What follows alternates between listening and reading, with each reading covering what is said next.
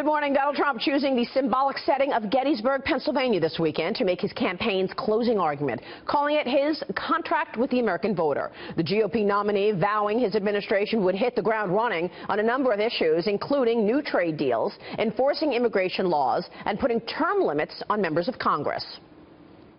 Americans will be voting for this 100-day plan to restore prosperity to our country, secure our communities, and honesty to our government.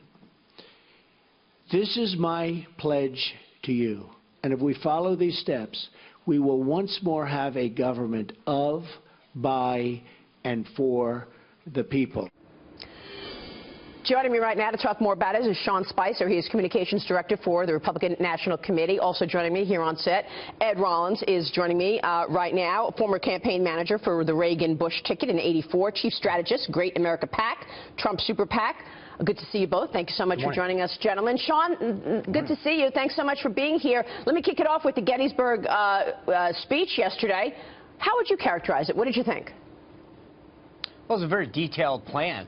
You know exactly where Donald Trump stands on a variety of these issues in terms of national security, foreign policy, tax policy, creating a true contrast with Hillary Clinton into this final key point before the election, so that if people want to know what the difference between a Hillary Clinton administration is versus a Donald Trump, they got it yesterday. Detailed on economic policy, on foreign policy, infrastructure, education. He enumerated exactly where he's going to take this country and the vision that he wants to lay out and give people that choice. The interesting thing, Maria, is that there truly is a choice in this election. Hillary Clinton's been trying to paint Donald Trump as this risky choice because she has this trust problem with the American people.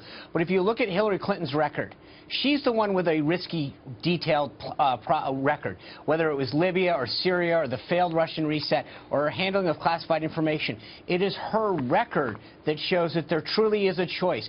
She is the risky choice that Americans need to be concerned with when it comes to who's going to have trust of the American people, classified information, and trust of our foreign policy. She has failed over and over again.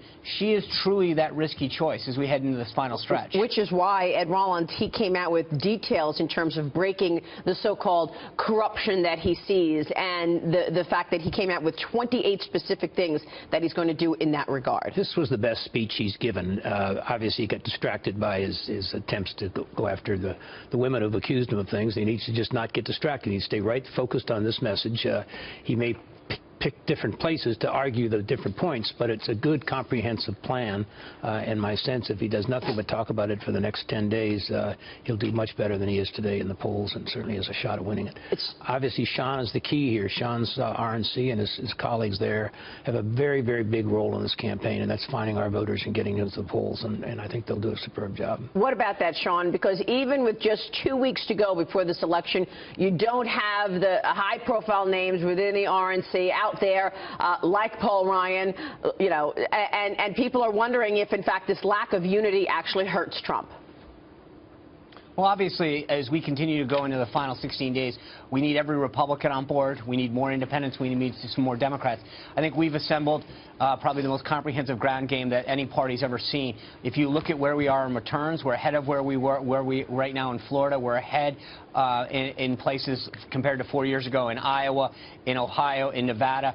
We are bringing people home. We are getting them out early to vote. We are getting those absentee ballots into people's hands and then making sure they return them.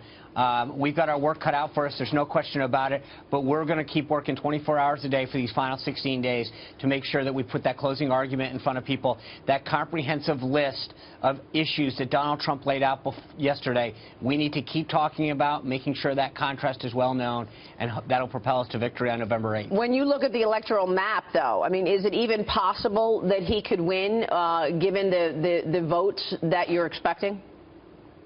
Oh, absolutely.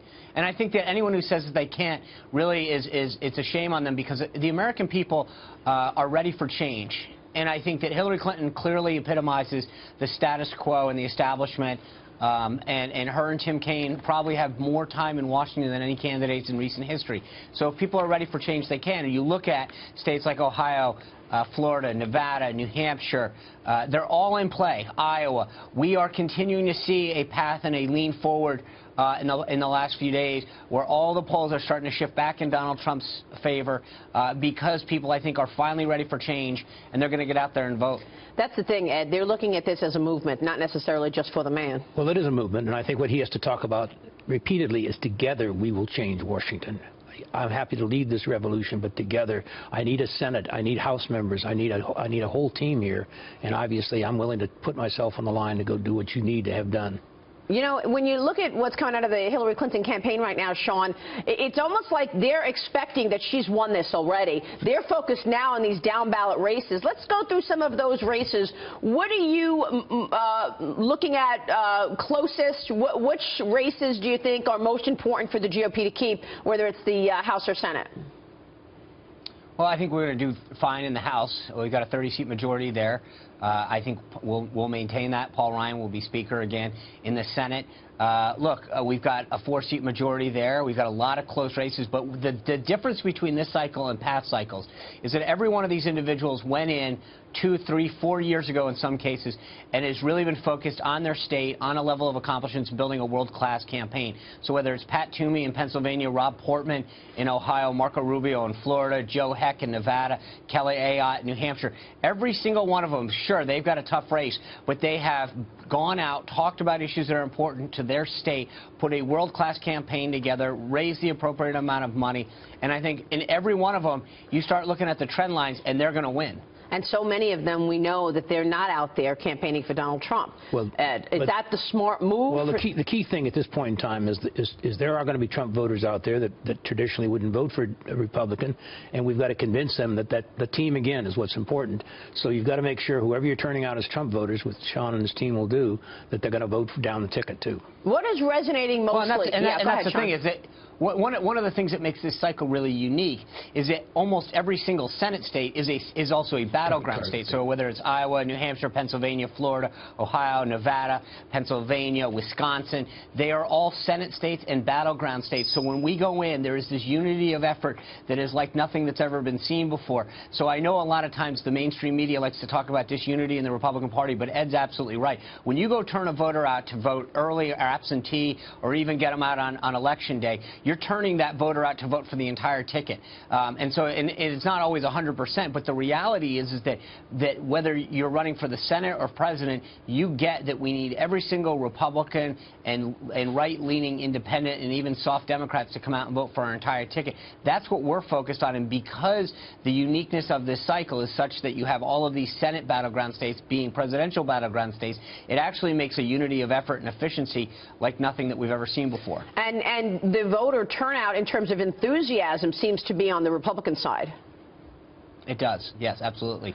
And I think part of the problem is that there's very little excitement for the status quo with Hillary Clinton. She's been around for 30 years. She's got this major trust issue. So even if you're a solid Democrat, you're really not happy about voting for Hillary Clinton. Yeah, we're going to talk about the WikiLeaks coming up because this Morocco exchange seems to be really damning, Ed.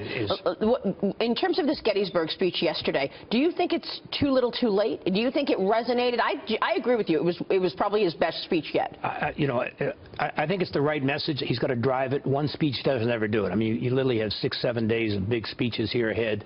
You've got to get by next weekend. You have to really turn this thing around. Obviously, polls are going to come out this week, probably close the race somewhat, but he's got to basically make the final sale. He's a great salesman, a great marketer. He's got to go market himself and market his vision for the country. Yeah, the polls after the debate are going to be really important to look at, and we'll do that. Ed Rollins, good to see you. Thank you very much. Sean Spicer, always a pleasure. Thank you so much, sir.